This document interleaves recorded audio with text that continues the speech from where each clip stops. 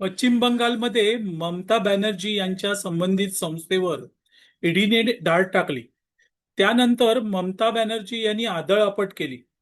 त्या तिथे धावल्या आणि त्यांनी फाईल काढून घेतल्या. हे ममता बॅनर्जी यांचं कृत्य देशविघातक, देशविरोधी निश्चित आहे आणि त्यामुळे ममता बॅनर्जी यांना अटक करा, त्यांना तुरुंगात टाका इथपर्यंत म्हटलं गेलं. पण ममता बॅनर्जी यांना अटक करायला मोदी आणि शहा हे दूधकुळे आहेत का? आज ममता बॅनर्जी जी आदळआपट करतायत त्याचं एकमेव कारण म्हणजे ममता बॅनर्जींना स्वतःला असं वाटतंय की केंद्र सरकारने आपलं सरकार बरखास्त करावं, आपल्याला तुरुंगात टाकावं, जेणेकरून आपल्याला सहानुभूतीची मतं मिळतील. आजच्या घडीला ममता बॅनर्जींनाही हे पक्क माहिती आहे की आपण आगामी विधानसभा निवडणुकीत जिंकून येऊ शकत नाही.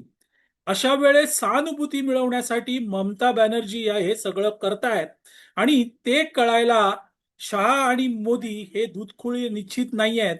त्यामुळे ममतानी कितीही आदळआपट केली तरीही त्यांना काही अटक केली जाणार नाही. म्हणतात ना, जो आत्महत्या करायला निघालेला आहे त्याला रोकायचं नसतं. ममता बॅनर्जी ही आत्महत्या करायलाच निघालेल्या आहेत.